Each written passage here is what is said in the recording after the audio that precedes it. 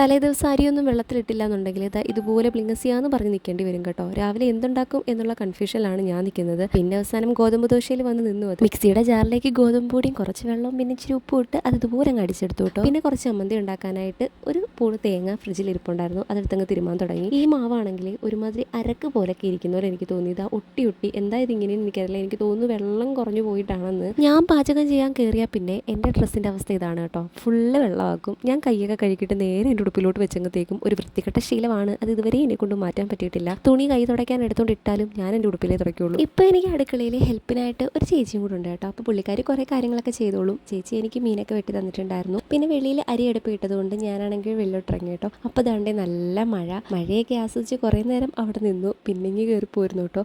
അപ്പോഴത്തേക്ക് ഇതാ ചേട്ടൻ പോകാനുള്ള സമയമായിട്ടുണ്ടായിരുന്നു. അർഷിക്കുട്ടൻ എന്തോ അപ്പായുടെ അടുത്ത് പിണങ്ങിയിരിക്കുകയാണ്. അതുകൊണ്ട് പോകാൻ നേരം ഉമ്മയൊന്നും കൊടുത്തില്ല കേട്ടോ. പിന്നെ ഇതിൻ്റെ ഇടയ്ക്ക് ബ്രേക്ക്ഫാസ്റ്റ് കഴിപ്പൊക്കെ നടന്നിട്ടുണ്ടായിരുന്നു. ഐത്തേട്ടൻ പോകുന്നതിന് മുമ്പേ ഞങ്ങൾ ഒരുമിച്ചിരുന്ന് കഴിച്ചിട്ടാണ് കേട്ടോ പോയത്. അത് കഴിഞ്ഞിട്ട് ഇന്നലെ കുറച്ച് മത്തി വാങ്ങിച്ചപ്പം അതിൻ്റെ പരിഞ്ഞിലുണ്ടായിരുന്നു. അങ്ങനെ അത് ഞാൻ പെട്ടെന്നൊരു തോരനങ്ങാക്കി. പിന്നെ ഒരു മീൻകറിയും കൂടെ സെറ്റാക്കി അടുപ്പിലോട്ട് വെച്ചിട്ട് ഞാൻ അർഷിക്കുട്ടനെയും കുളിപ്പിച്ച് അവനെ ഉറക്കാനായിട്ട് റൂമിലോട്ടങ്ങി പോയി കേട്ടോ.